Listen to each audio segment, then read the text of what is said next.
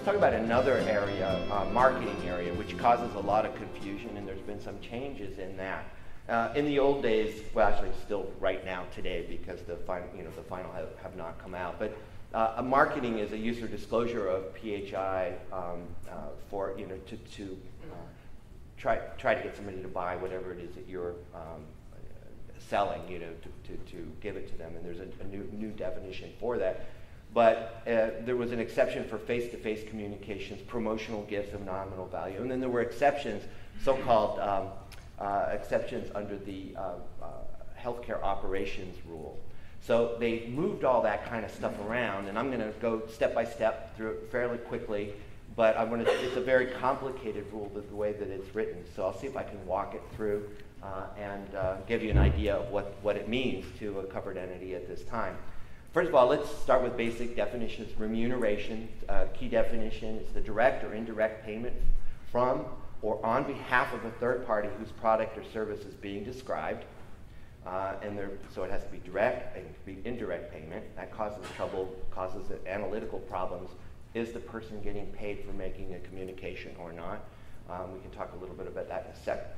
And it has to be from a third party on or behalf of that or on behalf of that third party, and the third party's product is being described. So if you had a third party that comes in and they want to send out to patients some product that they're selling, some new face cream or something, that would be marketing. It would be a marketing type of situation. Treatment is, and again, this hasn't changed, the provision, coordination, or management of healthcare and related service by healthcare providers, including the coordination or management of healthcare by a healthcare provider with a third party. Consultation between healthcare providers relating to a patient and the referral of patients. All of those are treatment. So those are basic definitions, and I'll show you how we weave them in here. The new marketing rule says it's to make a communication about a product or service that encourages recipients of the communication to purchase or use the product or service. So that's the basic marketing definition. Now, there are exceptions to that. And, of course, treatment is still an exception like it was before. So you can even receive, as a healthcare provider, remuneration in exchange for making a treatment communication about a health-related product or service. There's a couple of things that we'll talk about in just a second. But let's use refill reminders as an example. That's in the rule. So you can say, hey, Joe Smith, it's time for you to refill your prescription.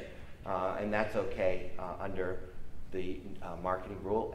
But the remuneration has to be reasonable. The amount of money that the CVS is paying the healthcare provider to make those kinds of communications has to be a reasonable amount of money.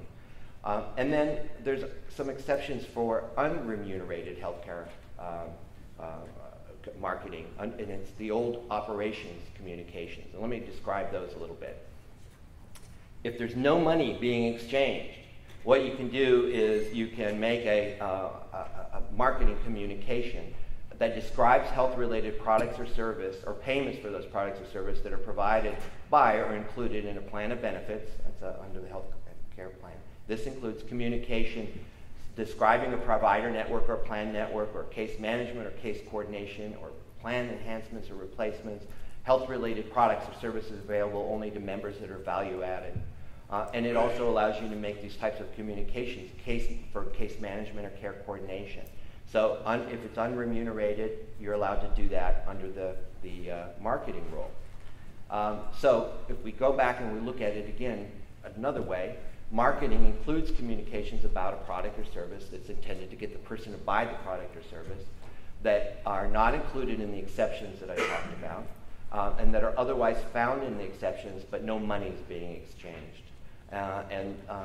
You're also allowed to have the old face-to-face communications in the current marketing rule as well. So what do you do if you're going to do marketing? And some organizations are going to do it. There is going to be remuneration. There's going to be payment for making a communication to a person, and you use health information to make that communication, the name, address, know that the person's gotten a certain type of treatment. Well, what you do is you get authorization for that. And you need to have authorization if it doesn't fall in the exceptions, unless it's face-to-face or it's a promotional gift, just like the current rule. And then you need to go deeper than that. Not only get the authorization, but you also need to change your notice of privacy practices and make sure that there's an opportunity to opt out from using your name for marketing purposes. And you have to disclose financial remuneration in the communications. So you can still do it, but you need the authorization, and you need to be able to let people know through your notice of privacy practices what's going on.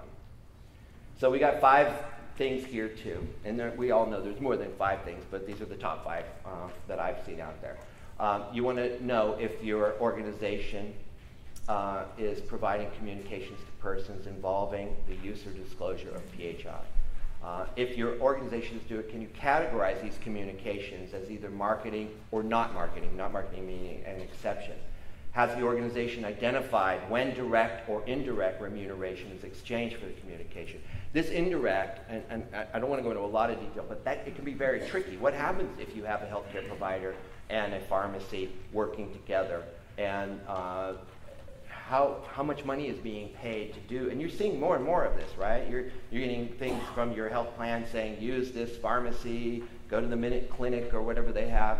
This stuff is going on. So the question is there indirect remuneration? There may not be direct, but is it okay to pay for the printing costs? Is it okay to pay a little money for the preparation of the brochures that go out? Those things have to be looked at. And then your authorization forms have to be updated. Your notice of privacy practices have to be updated. And then you have to make sure at the bottom of it, if there is remuneration, is it actually the sale of PHI, which is prohibited under the new rules? And so you have to make sure that that's not the case as well.